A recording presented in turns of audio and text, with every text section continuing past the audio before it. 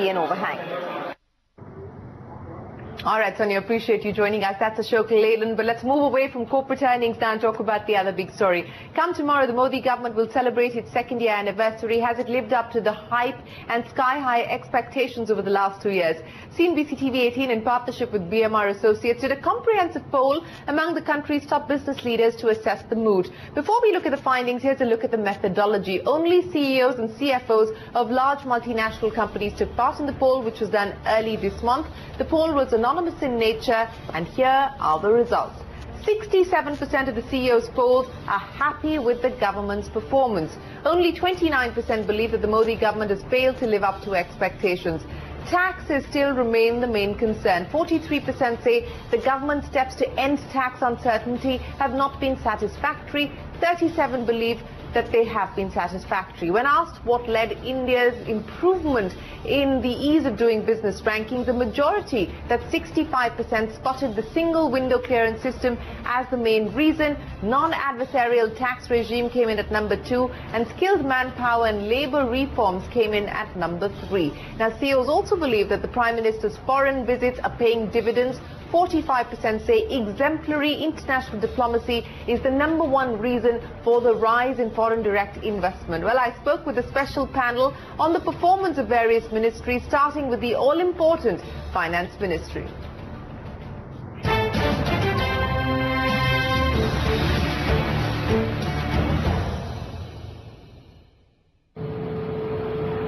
I think it's been quite stellar in terms of some of these new bills that have found their way in.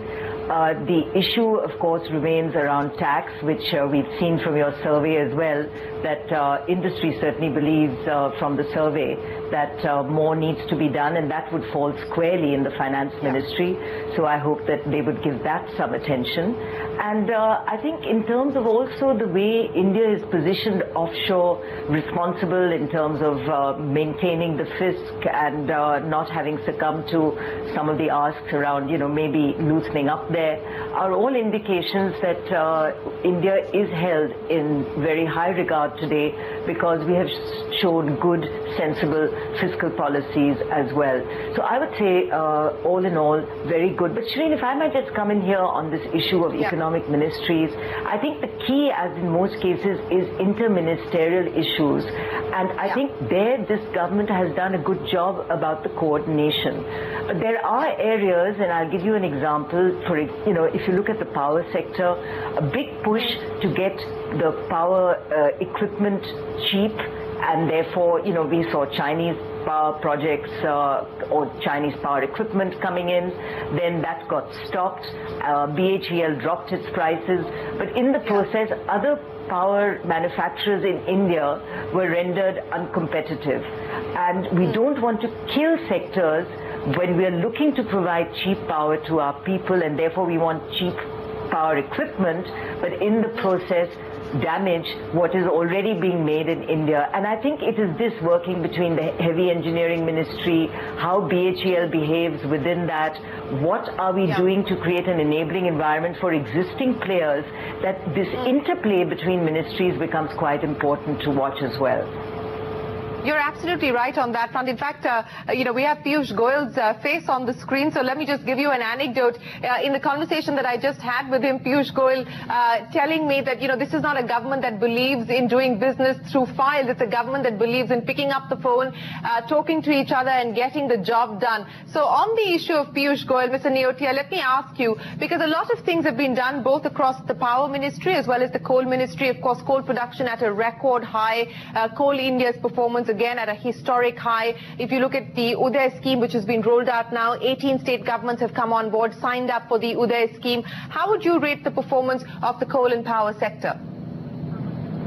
Well, in one line, outstanding. I think in this short period, they've done some incredible amount of work. I was recently going through a brochure that sort of listed out the achievements of the Power and Coal Ministry, and it looks very, very impressive what they have been able to achieve, right from electrification down to the village level, finding a solution to the ailments of the discoms, looking at bringing affordable power, putting transparency into the mechanism of allocation allocation of scarce resources, etc. I think it has been a very comprehensive and extremely worthwhile and productive tenure of Mr. Goel. Let's talk about Manohar Parrikar. And Naina, you talked about the issue of defense projects not taking off as quickly. Even the new defense procurement policy, which was meant to be announced last year, finally has only very recently been announced. So there has been a sense that perhaps it's taken longer to get the policy in place, but also a ministry that's dealing with a lot of legacy issues, a lot of the ghosts of the past. Manohar Parrikar, of course, also coming in as one of the best performing ministries of this government. Naina, your take on Manohar Parrikar and the Defence Ministry and how it's now addressing this opportunity? So I think clearly on the right track. It is not easy to get a whole new sector into a private sector attractive mode, and the whole ministry all the way down the line needs to move. I do think though that a lot needs to be done there. I would actually really see it as a ministry that is beginning to grapple with the issues, but we haven't really seen it happening at the sort of levels that the expectations were. And unfortunately tied into this is the whole issue of the state of our banks and financing. So for some of the companies that had entered into the areas of defense, the whole issue of government being very, it will pay finally, but it's a very slow paymaster. And when this happens at a time when industry itself is over leveraged and needing the liquidity and money, it doesn't help. So government's own record and speed of payment in all ministries, including when we go into large projects in defense, is going to be something that is addressed alongside all the regulations as they are sought to be changed. Let's now talk about Nitin Gadkari, and I think there is consensus that as far as the Roads and Highways Ministry is concerned, there has been significant momentum. In fact, a lot of the uptick that we're seeing in the economy is largely on account of the backlog or the stalled projects that have been cleared in the Roads and Highways sector.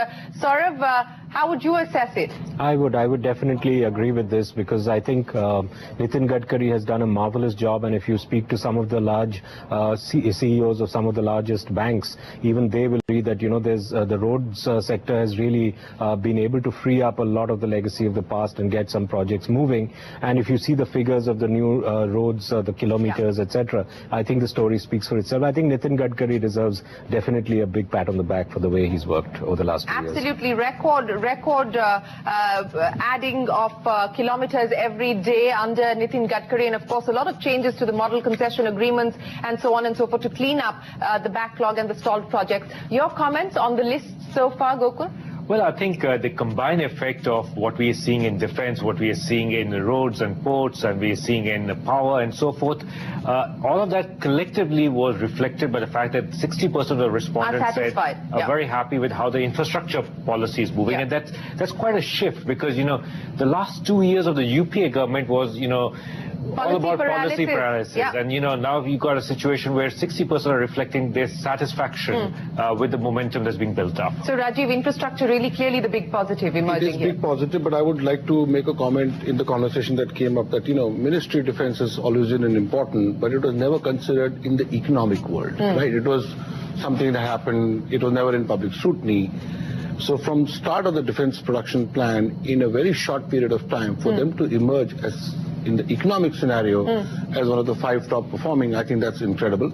And I hope this continues, because it is the Make in India program is also very closely linked to that. Absolutely. I guess you could stretch that logic to apply to the railway sector as well. And Suresh Prabhu, of course, is trying to turn this massive behemoth around. May not have met the numbers or the targets that he set out for himself, but at least directionally has set out now a 5, 10, 15-year roadmap of where the Indian railways should be. Absolutely. So that's what is adding to this, so much excitement and expectation around Make in India. It's not just a tax incentive-led program. If it has got the backing of, let's say, defense and various other things, it has, somewhere these things are interlinked. And that was the interesting part in our findings.